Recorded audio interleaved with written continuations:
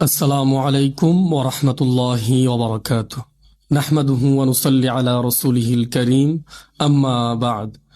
সম্মানিত দিনী ভাই এবং বোনেরা, দেশ কিংবা প্রবাস যে যেখান থেকেই আমাদের আজকের এই অনুষ্ঠানটি দেখছেন, স্ট্রিট অফ তাকওয়ার পক্ষ থেকে সকলকে জানাই শুভেচ্ছা ও স্বাগতম। পবিত্র মাহ রমজান উপলক্ষে স্ট্রিট অফ তাকওয়ার বিষয়ভিত্তিক আলোচনা পর্বে আজকের তৃতীয় পর্বে যে বিষয়টি আলোচনা করব সেটি হচ্ছে কোরআন শিক্ষার গুরুত্ব এবং ফজিলত। কোরআন শিক্ষা এটি খুবই গুরুত্বপূর্ণ একটি বিষয়। আল্লাহ তাআলার পক্ষ থেকে সর্বশ্রেষ্ঠ ও সর্বশেষ আসমানি কিতাব পবিত্র এই আল কোরআন। এই কোরআন আমরা প্রতিনিয়তই 5 ওয়াক্ত নামাজে তেলাওয়াত করতেছি, প্রতিদিন সকালবেলা পড়তেছি। বিশেষ করে যখন পবিত্র মাহে রমজান এসে যায় তখন আমরা এই কোরআন শুরু থেকে নিয়ে শেষ পর্যন্ত একবার, দুইবার, তিনবার, অনেকেই অনেকবার এই কোরআন তেলাওয়াত করে থাকে।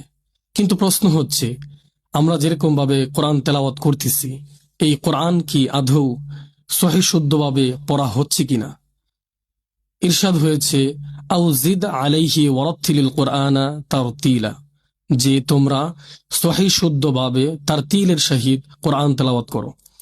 আমরা নামাজে কোরআন তেলাওয়াত করতেছি, সকালবেলা কোরআন তেলাওয়াত করতেছি, পবিত্র মাহে রমজানে কোরআনের খতম করতেছি, কিন্তু আমরা যারা বাংলা ভাষাভাষী মুসলিম আছি, আমাদের 80% মুসলমানদেরই কোরআন তেলাওয়াত সহি শুদ্ধ হচ্ছে না। আমরা এই দিকে কোনো ভ্রক্ষেপই করছি না, লক্ষ্য করছি না, গুরুত্ব দিচ্ছি না। অথচ আমরা যে কোরআন তেলাওয়াত করতেছি এটা যদি ভুল হয়ে থাকে তাহলে সওয়াব এর পরিবর্তে কিন্তু গুনাহ হয়ে যেতে পারে। কারণ আল্লাহর হাবিব সাল্লাল্লাহু আলাইহি ওয়াসাল্লাম ইরশাদ করেছেন, রুব্বা কারিইন ইয়াকরাউল কোরআন ওয়াল কোরআনু ইয়ালআনুহু। কোরআন কারীম তেলাওয়াতকারীদের মধ্যে এমন অনেক কোরআন কারীমের তেলাওয়াতকারী আছে যারা কোরআন কারীম তেলাওয়াত করে কিন্তু কোরআন কারীম তাদের জন্য লানত করে, বদদোয়া করে, তাদেরকে অভিশাপ দেয়। এই জন্য আমরা যদি এই লানত অভিশাপ থেকে বেঁচে থাকতে চাই তাহলে কোরআনকে আমাদেরকে সময় দিতে হবে, কোরআনের প্রতি গুরুত্ব দিতে হবে, সময় নিয়ে কোরআন শিখতে হবে। এখন বর্তমান সময়ে সোশ্যাল মিডিয়ার সময়, আমরা ইচ্ছা করলে সোশ্যাল মিডিয়া থেকে কোরআন শিখতে পারি। আবার আমার আপনার বাড়ির পাশে যে মসজিদ আছে, এই মসজিদে ইমাম আছে, খতিব আছে, মুয়াজ্জিন আছে, এদের কাছে গিয়ে আমরা কোরআনটা শিক্ষা নিতে পারি। এই কোরআন শিক্ষার ক্ষেত্রে আমাদের অনেকেরই প্রশ্ন হয় যে আমরা তো বাংলা ভাষা মানুষ, তো কোরআন তো আরবি, আমরা কিভাবে এই কোরআন শিখব? এইভাবে আমি আপনাদেরকে বলবো, আল্লাহ তাআলা ইরশাদ করেছেন, ওয়াল্লাযীনা জাহাদু ফীনা লানাহদিয়ান্নাহুম সুবুলানা, যারা আল্লাহর রাস্তায় যে কোনো জিনিস শিক্ষার জন্য চেষ্টা সাধনা করবে, আল্লাহ তাআলা তাদের জন্য ওই জিনিস, ওই বস্তুটা সহজ করে দিবে। এই জন্য আমরা কোরআন শিখার জন্য যদি চেষ্টা করি, সাধনা করি, তাহলে আল্লাহ তাআলা অবশ্যই আমাদেরকে কোরআন শিখাটা আমাদের জন্য সহজ করে দিবেন। এবার আসেন, কোরআন যদি আমরা শিখি তাহলে আমাদের ফায়দা কি হবে, লাভ কি হবে? আল্লাহর হাবিব সাল্লাল্লাহু আলাইহি ওয়াসাল্লাম বলেন, খায়রুকুম মান তাআল্লামাল কুরআনা ওয়া আল্লামা, পৃথিবীর মধ্যে সর্বশ্রেষ্ঠ মানুষ হচ্ছে তারাই যারা কোরআন শিখে এবং মানুষদেরকে কোরআন শিক্ষা দেয়। আল্লাহ রাসূল সাল্লাল্লাহু আলাইহি ওয়াসাল্লাম আরো বলতেছেন, যারা কোরআন শিক্ষার জন্য নিজের ঘর থেকে বের হয় তাদের জন্য গর্তের পিপিলিকা থেকে নিয়ে সমুদ্রের মাছ পর্যন্ত তাদের জন্য ক্ষমা ইস্তিগফার করতে থাকে। আল্লাহর হাবিব সাল্লাল্লাহু আলাইহি ওয়াসাল্লাম আরো বলতেছেন যে ব্যক্তি কোরআন শিখার জন্য তার ঘর থেকে বের হবে, তার পায়ের নিচে আল্লাহর যে নূরের ফেরেশতারা আছে, ওই নূরের ফেরেশতারা তাদের যে পাখা আছে ওই পাখা বিছিয়ে দেন। সুবহানাল্লাহ।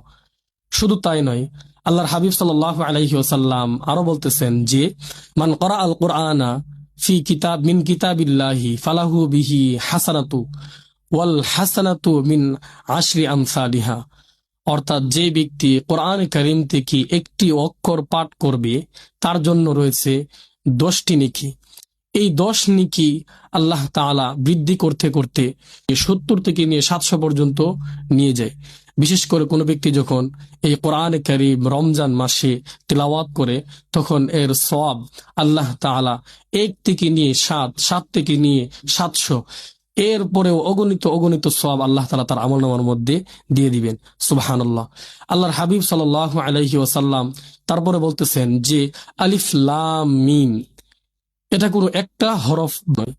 আলিফ একটা অক্ষর, লাম একটা অক্ষর, মিম আরেকটি অক্ষর। যে ব্যক্তি আলিফ লাম মিম পড়বে তার আমলনামার মধ্যে 30টি নেকি লিপিবদ্ধ হবে।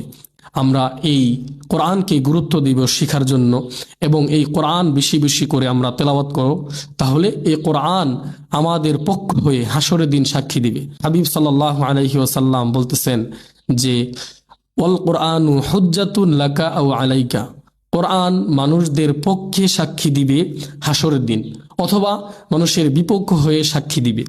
পক্ষ হয়ে কখন সাক্ষী দিবে? যখন আমরা এই কোরআনকে ধারণ করব, কোরআনকে সহি শুদ্ধভাবে তেলাওয়াত করব, কোরআনকে সময় দিব, কোরআনকে মোহাব্বত করব এবং কোরআন অনুযায়ী জীবন চালাবো, তখন কোরআন আমাদের পক্ষ হয়ে হাসরের দিন সাক্ষী দিবে। আর যদি আমরা কোরআন থেকে মুখ ফিরিয়ে নিই, কোরআন থেকে গাফিল হয়ে যাই, কোরআনকে সময় না দিই, মোহাব্বত না করি, কোরআন সহি শুদ্ধভাবে তেলাওয়াত না করি, না পড়ি এবং কোরআনকে অর্থ না বুঝি, তাহলে এই কোরআন আমার আপনার বিপক্ষে হাসরের দিন সাক্ষী হয়ে দাঁড়াবে।